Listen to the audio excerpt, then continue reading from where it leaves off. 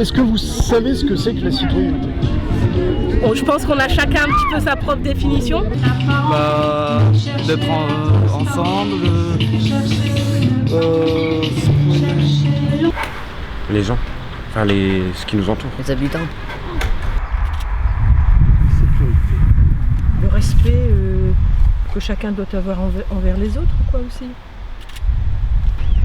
L'égalité sur plein de points et ne pas juger. je m'avais pris de cours, j'ai dû aller sur YouTube, sur Google, regardez. Bonjour, je m'appelle Tino. Bonjour, je m'appelle Kalilou. Bonjour, moi je m'appelle Evan, on part enquêter sur la citoyenneté.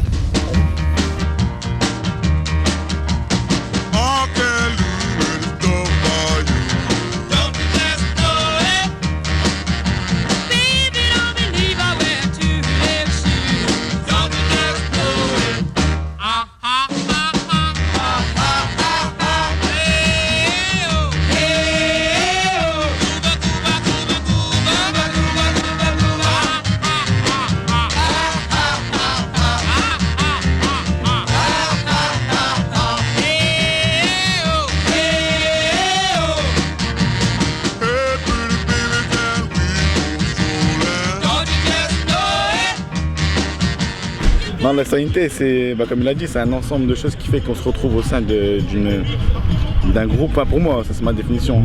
Donc là, je prends l'exemple de la France. Du coup, on est tous citoyens français et on doit tous, à travers nos gestes et nos actions, se sentir ensemble, intègres dans les choix de la République, etc. Moi, je dirais que c'est le fait d'apporter un petit peu sa patte à la communauté et de se sentir non pas responsable, mais d'appartenir au groupe qui est la France, quoi, tout simplement, et notre ville, là en l'occurrence à Chicourt. Et donc s'investir pour le bien-être général, pour le bien-être des autres, entre autres. Donc c'est le rassemblement, peu importe l'origine, les couleurs, tout ça, et peu importe les points de vue politiques, on va dire. La citoyenneté, c'est la façon de vivre ensemble, de vivre avec les institutions et d'être chacun dans des comportements qui sont conformes à ce qu'on attend d'un jeune homme, d'une personne qui s'insère correctement dans la société. C'est avoir aussi des attitudes conformes à certaines valeurs déterminées par un groupe que j'appelle société, qui peut être une commune. On n'est pas uniquement citoyen de son environnement tout proche, mais on est citoyen de sa ville, de son quartier, d'un territoire, d'une nation, maintenant on parle de l'Europe aussi. Comment vous définiriez la citoyenneté, vous? Très compliqué maintenant. Très dur. Moi je trouve que là où on vit maintenant, dans cette période-là, on n'a plus le droit à grand chose, que je vais être correct et direct. Payer et fermer votre gueule. Je parle comme je le pense. Les gens, ils croient encore, d'autres personnes ne se soucient plus trop de cette citoyenneté-là. Donc pour moi, je pense que c'est du 50-50. Et c'est dommage. Ces dernières années, il y a eu pas mal d'événements compliqués. Il y a eu le Covid, il y a eu la crise, les gilets jaunes, il y a eu même Samuel Paty, il y a eu beaucoup de choses. Est-ce que tout ça, ça n'a pas un peu ébranlé les valeurs de la citoyenneté telles que les gens la conçoivent?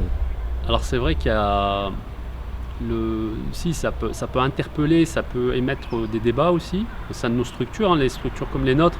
Donc nous on est vraiment à proximité, il y a le centre social qui est derrière moi, il y a aussi des annexes, on fait aussi du travail de terrain, donc on entend ce qui se dit. C'est vrai que lorsqu'il y a eu les gilets jaunes, où il peut y avoir aussi des drames comme les attentats qu'il y a pu y avoir en 2015 par exemple, moi j'ai senti avec les équipes les gens avaient besoin de parler, avaient besoin d'être écoutés, avaient besoin d'être évacués. Et puis il fallait aussi accepter. Aujourd'hui, ces 5 ou 10 dernières années, c'est vrai qu'on a vécu des choses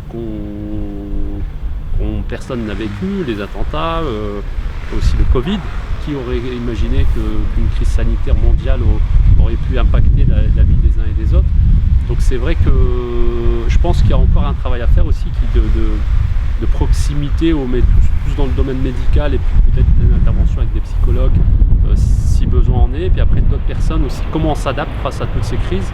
Et puis notre premier travail, c'est aussi d'être à l'écoute de ces personnes dans la proximité, bien évidemment. Est-ce que tu penses que le Covid a pu impacter l'idée qu'on se fait de la citoyenneté? Oui. Alors à quel niveau? À quel niveau? C'est que les gens n'ont pas le même point de vue et qu'on juge assez vite les personnes.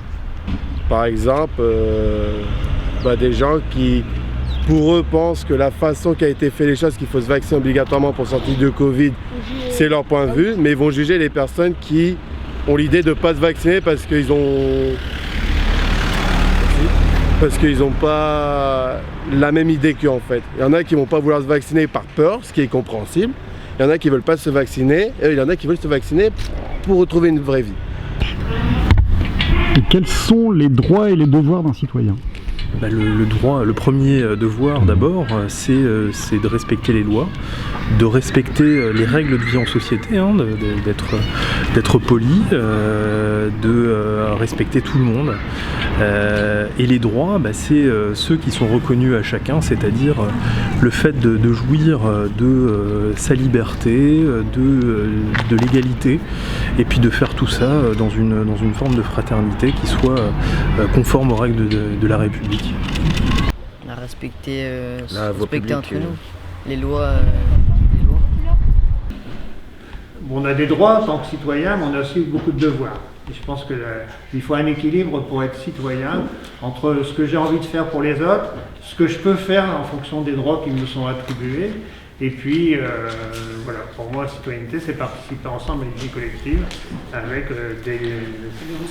des ouvertures et puis aussi des restrictions. C'est-à-dire qu'on ne peut pas tout faire dans une vie collective, il y a des limites qu'il faut savoir respecter. Et il faut surtout les animer avec la volonté de se respecter les uns les autres. Forcément, en tant que citoyen, on a des droits et des devoirs.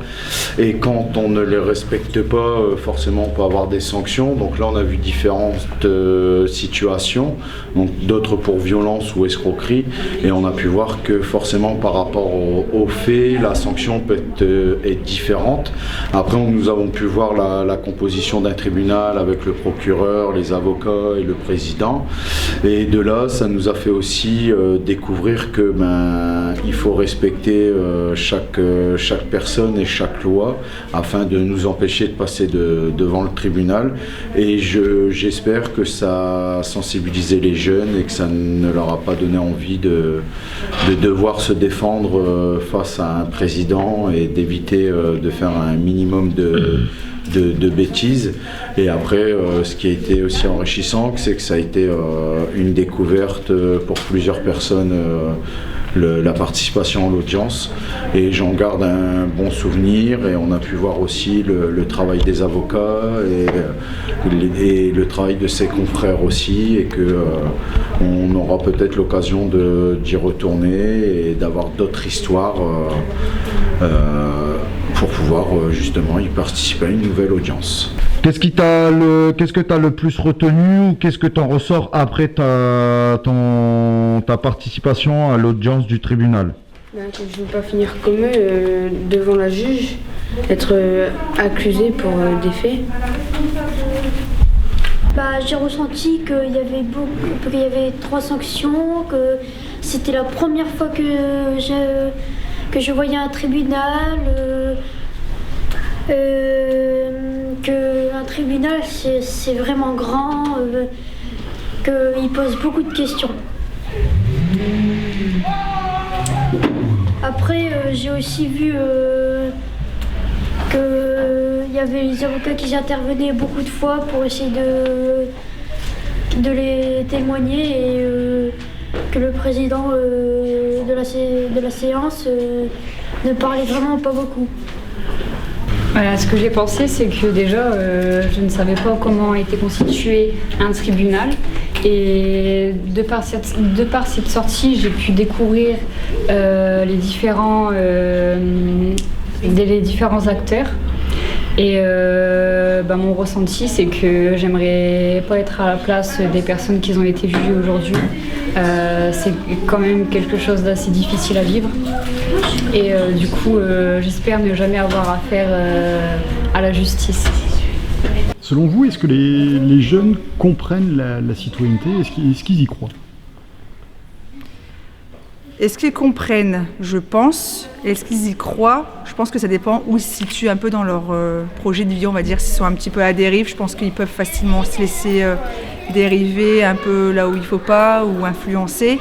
Je pense qu'avec des professionnels, des éducateurs, le but c'est de les remettre dans le droit chemin pour qu'ils croient de nouveau aux valeurs de la République française, les citoyennetés. Je pense que c'est ça l'essentiel. Est-ce que c'est compliqué de à ces jeunes-là de les sensibiliser aux droits, aux devoirs de la citoyenneté? Ça dépend, mais en général, il faut bien l'amener. Et à partir de ce moment-là, ça devient facile parce qu'il faut juste les rendre réceptifs. Et puis, voilà. Alors la jeunesse qui bouge, c'est une action qui a été financée dans le cadre de la politique de la ville, hein, donc elle a été financée par l'État, par la municipalité, et au départ c'est une initiative de jeunes, hein, pour revenir là-dessus, qui a voulu au départ organiser une fête à l'échelle de la ville pour les jeunes. Donc en fait ils ont fait le choix d'une thématique qui est la culture urbaine et ils ont voulu sur une année, même plus, là c'est que le Covid ça a été repoussé, proposer des activités autour de la culture urbaine, dont un événement avec un village urbain et une soirée de concert. Et à côté de ça, des stages d'initiation toute l'année à destination de la population. Et en fait il y avait deux objectifs. Un groupe de jeunes qu'on met en mode de projet entre guillemets, qui viennent très régulièrement avec les équipes pour travailler sur leur action, avec des enveloppes financières à respecter, on les accompagne aussi sur le côté logistique, et aussi faire découvrir le thème qu'ils avaient choisi ce jour-là, les villages urbains autour de la culture urbaine, à d'autres jeunes et à d'autres parents. Tout ça, qu'est-ce qui paye? C'est avec la mairie, tout ça. Avec les activités qu'on fait. C'est vous qui les avez contactés? Oui. Et on a eu l'avantage, c'est que là les jeunes étaient force de proposition et qu'on n'a pas dû... on n'a pas ramé pour pouvoir les garder mobilisés. À côté de temps de médiation, de petites réunions autour de la convivialité, on a pu réussir à les garder mobilisés. En fait, on est venu vraiment juste découvrir, on ne connaissait pas du tout, on vient d'arriver sur Achicourt. Et je trouve que c'est super que ce soit des jeunes et non pas des adultes qui organisent ce genre de petits regroupements. Et c'est plutôt intéressant, on a appris des trucs sur... sur l'anti-gaspi, tout ça, et je trouve ça vraiment bien. Et vraiment sur le cul que ça soit des gamins de 13-15 ans qui l'ont fait. Continuez, c'est génial. Qu'est-ce que ça apporte aux jeunes, ce genre d'action? Ça permet de les responsabiliser, de les rendre plus autonomes, de leur faire rendre compte de ce que c'est d'organiser, d'être l'envers du décor. La confiance en eux, parce que c'est eux qui ont dû faire des démarches, des choses comme ça pour trouver des choses. Comment réaliser un projet du coup, savoir comment ils ont fait pour réaliser le projet. Ils sont habitants et bénévoles à part entière, ils ont aussi leur mot à dire au sein du centre social. Bien évidemment, ils ont leur place au centre social et c'est plutôt à nous, les structures comme les nôtres, de s'adapter aux nouvelles tendances et à la nouvelle participation des jeunes et pas de rester derrière nos vieux clichés avec des réunions un peu formelles et du formalisme auquel n'est pas adapté aux jeunes. Donc là, c'est vrai que notre volonté aussi derrière stratégique, c'est de mobiliser des jeunes dans l'organisation et dans la vie du centre social. Donc ils ont totalement leur place. Est-ce que s'investir dans ce genre d'événement, ça les sensibilise à certaines valeurs de citoyenneté? Ouais, forcément. Déjà, de toute façon, dans le projet, c'était un peu écrit comme ça, c'était favoriser les initiatives citoyennes des jeunes, donc pouvoir permettre à un groupe de jeunes de proposer des activités à la population. Donc forcément, je pense que ça favorise. Comment peut-on transmettre les valeurs de la citoyenneté aux jeunes d'aujourd'hui? Les valeurs de la citoyenneté, c'est d'abord les présenter, les incarner et être chacun en ce qui nous concerne un exemple de citoyenneté, c'est-à-dire de s'approprier chacun, pas seulement les jeunes, mais chacun doit faire preuve de respect envers l'autre, de tolérance, de bienveillance et d'intérêt. Donc l'idée c'est que même les personnes qui ne parlent pas de citoyenneté, à travers cette action, en fait, on fait tous de la citoyenneté d'une manière ou d'une autre. Un bénévole est un citoyen, même s'il ne participe pas aux élections, etc. Un jeune qui s'engage dans les actions près de chez vous ou dans les actions à jeunesse qui bouge, il exerce sa citoyenneté à part entière. Quelqu'un qui vient débattre dans le cadre de la conférence sur la citoyenneté, j'espère qu'on sera nombreux, il exerce sa casquette de citoyen pour venir exprimer sur un sujet qui l'intéresse. Après, nous, on va parler beaucoup dans les centres sociaux la capacité de promouvoir et de développer le pouvoir d'agir. Le pouvoir d'agir, c'est plutôt de permettre aux personnes d'avoir la capacité d'exercer, entre guillemets, pas un droit de contrôle, mais capacité à agir sur ce qui est important pour eux, et pas ce qu'on décide pour eux. Donc c'est ce qui est important pour eux, dans leur environnement et au niveau de leurs proches. D'où l'importance de les interroger, de vraiment cibler les attentes des uns et des autres. Les valeurs, c'est... Attendez, je suppose que non rien. S'aimer les uns les autres, se faire plaisir aux uns aux autres, aider les uns et les autres et être humain. L'humanité.